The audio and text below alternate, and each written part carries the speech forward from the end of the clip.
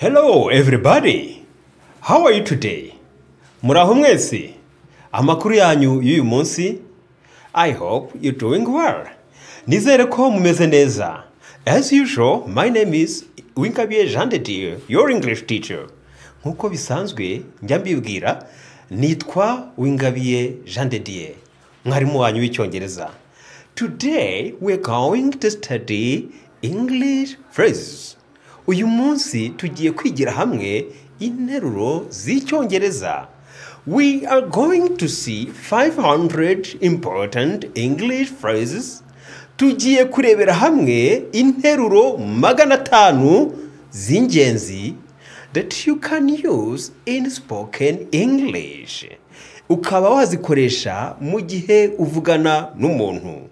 Let us begin by phrases you can use to say hello and goodbye. Reka dutangirire ku nteruro wakoresha usuhuza. Saying hello and goodbye. No gusezera. Number 1. Hello. Hi. Howdy. How are you? Hey. Saying goodbye. You can say bye-bye, goodbye, ta-ta for now, see you tomorrow, see you later, see you soon. Maze kuvuga interuro 10. Aho uri ese urazibuka? Number 1. Hello. Ni igihe uhuye n'umuntu musanzwe mumenyeranye, uramubwira uti hello. Number 2. Hi. Byose wabikoresha kimwe. Iyo ubwiye umuntu ngo hello, nawe aragusubiza ati hello cyangwa hi. Number 3. Iya gatatu. Hey. Hey nayo ikoreshwa kimwe na hello na hi. Iya kane. Howdy.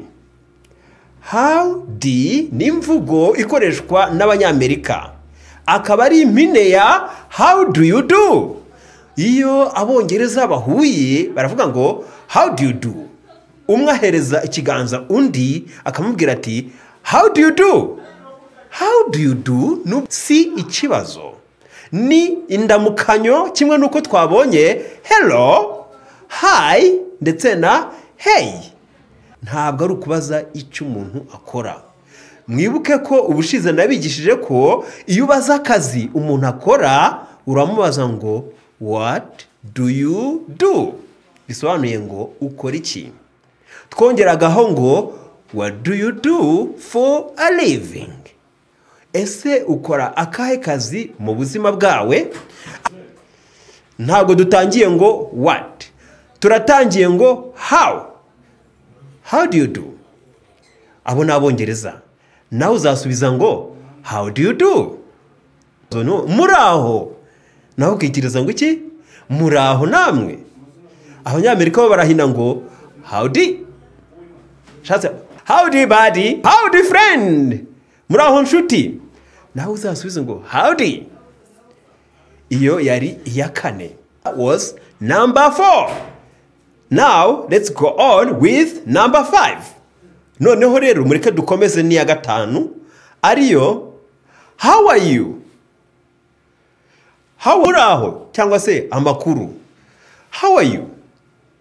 Noneho tugiye kurebera hamwe uko wasezera ku muntu twujuje za phrase cyangwa se za nteruro 10 zacu. Iya gatandatu niyo gusezera. Iyo usezera ku muntu ugiye by'igihe kirekire uramubwira uti goodbye. Cyangwa ya karindwi bye. Iya munani ushobora kubigira inshuro ebyiri ukavuga uti bye bye. No gusezera. Iya 9 ni ijambo utangiza rivuga ngo see you. See bivuga kubona. You ivuga wowe. Iyo mvuze ngo see you bamubwiye ngo tuzongera mu rurimi rwacu cyangwa mu muco wacu. See you yari ya 9. See you ushobora kongeraho andi magambo bitewe n'igihe muzongera guhurira. Ushobora kumubwira uti see you later. Ni ukuvuga ngo tuzongera ubutaha. Later mu yandi magambo ni nyuma y'ubu.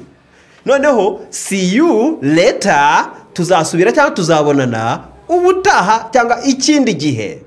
Ushobora no kongeraho ibindi bihe bitari later. Urugero, see you tomorrow. Tomorrow bisobanuye ejo hazaza. See you next week. Ni ukuvuga ngo mu cyumweru gitaha. Hari n'abo bavuga ngo see you around. Tuzongera vuba aha. See you soon. Tuzongera vuba. See you around. See you around cyangwa see you soon bivuga ngo tuzongera mu gihe cya vuba. Thanks for watching. This is the end of 10 phrases you can use to say hello and goodbye. Mwakoze cyane kudukurikira. Uyu ni wo musozo w'izo nteruro 10